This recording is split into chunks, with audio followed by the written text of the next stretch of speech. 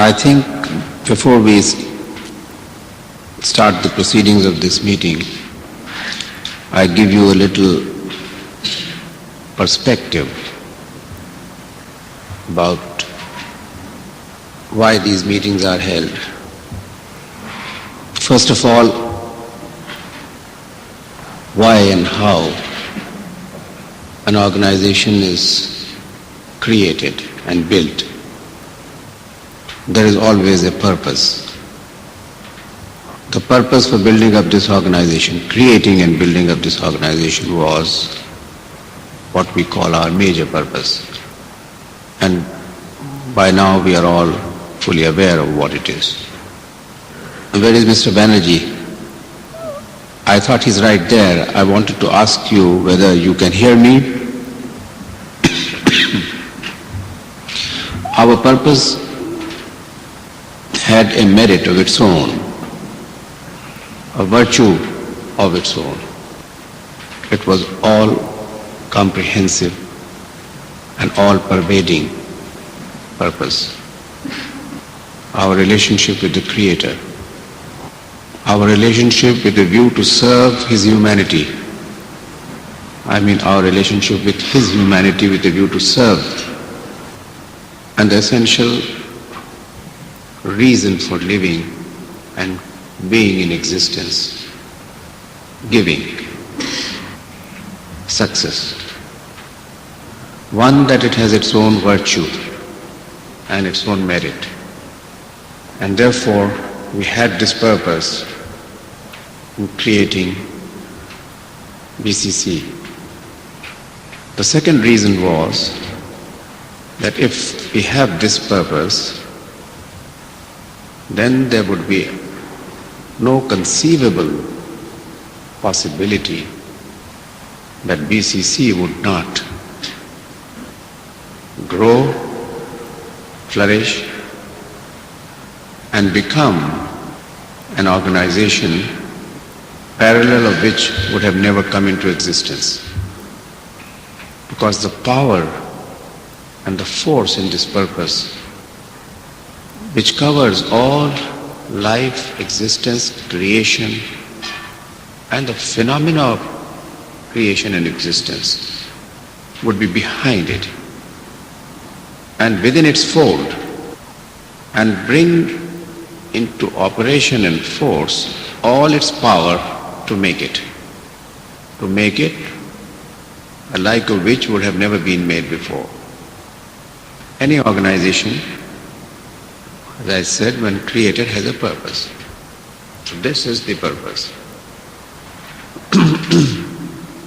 Then no individual being or an organization or a society or the world, no creation can exist without a soul, a spirit, a psyche of its own.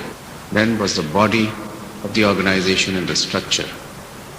There are many an organization created with limited purpose and with a soul which is not healthy and strong enough, which may be fragmented, which may be diseased, or which may become any of these things in the course of his existence and life. There are organizations created by individuals for the limited purpose of making profit for them and their family. And when the individuals disappear, the institutions also vanish. Soul of an organization is as important as its existence, and so is the body and structure. Any living organization, as in psychological terms it is called as psychosomatic, it's a whole integrated existence. So the body of this and the structure of this organization was also designed and created to become one with the soul and the psyche. Then was a vision that this organization had. After it was created, it had its own vision. It's the joint vision of all the 10,000 people of this organization. And there was an urge in the organization,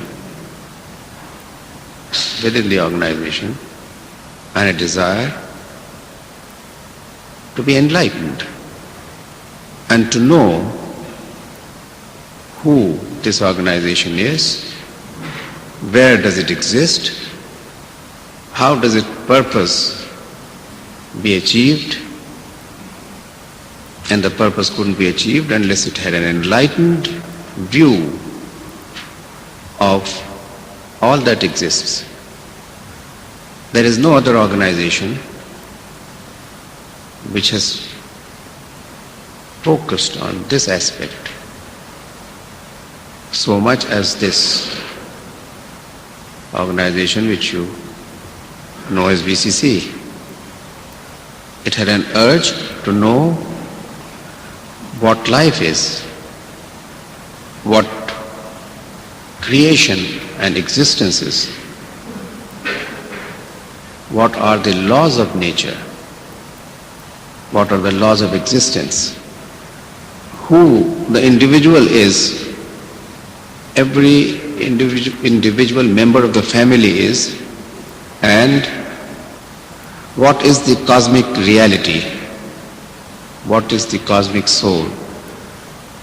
The organization did not rest there, it wasn't satisfied. It wanted to know what is not known and what is not visible and what is not tangible also.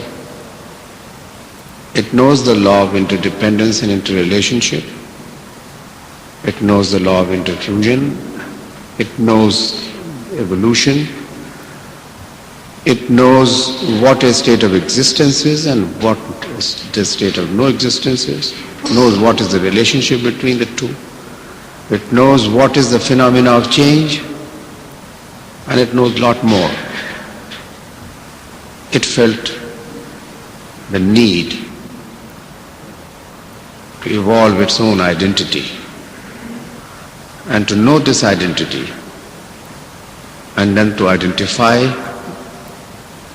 every individual who would like to identify with this identity. After all, the identity of the organization is the sum total of the identities of the individuals. Wanted to have a clear view and a clear vision of what it is. And it wanted to know the how of everything. It wanted to know all that is, and it wanted to know how it is. It wanted to know the dynamics of life and existence. Then it wanted to be clear about how the organization should be managed.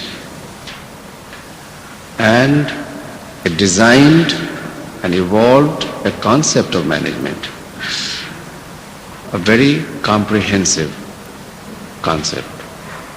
It thought that the concept should be designed in accordance with the laws of nature, the laws of existence, the laws of evolution.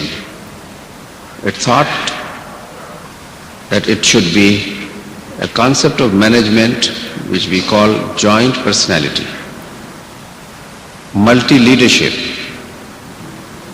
the concept of autonomy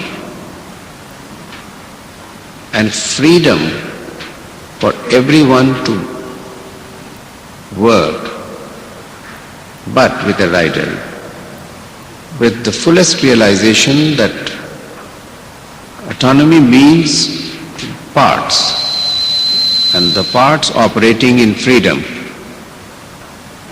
But the parts have to realize that there is totality and they are parts of the totality. So there was a realization that parts cannot exist being parts of something, parts of totality. And totality cannot become without parts becoming jointly into a totality. there was also a realization that parts within the framework of the totality have a relationship with other parts, because in order to become totality, the parts have to merge and relate to each other. Parts cannot remain segregated and still become the totality. In the process of becoming the totality, the parts have to merge, and therefore there has to be a relationship. So on one hand there is autonomy, and on the other hand there is a strong relationship and ties between the parts and the parts and totality.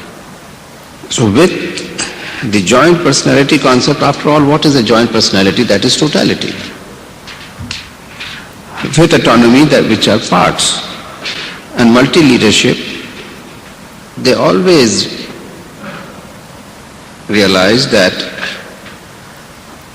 in order to have these relationships, there have to be certain fundamental laws and rules of nature, and therefore they thought that the relationship between the parts and totality, and vice versa, and this is within the organization, and to establish a relationship,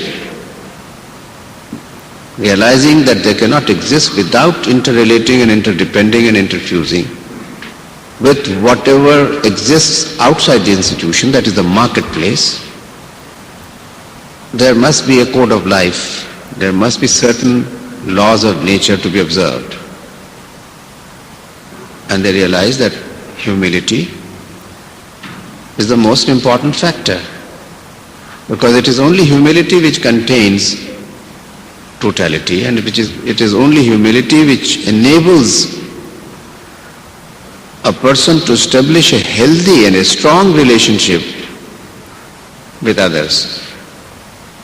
And with that, realizing that interdependence and interrelationship is so important, one cannot exist in isolation.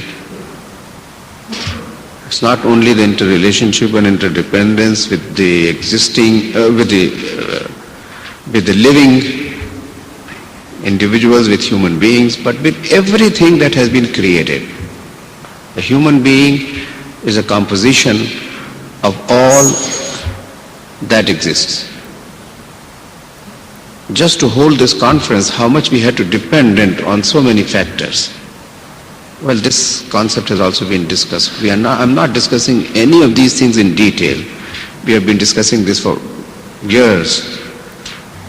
So in our terminology and meaning, the relationship is in its ultimate form an interfusion. So we talked of interfusion.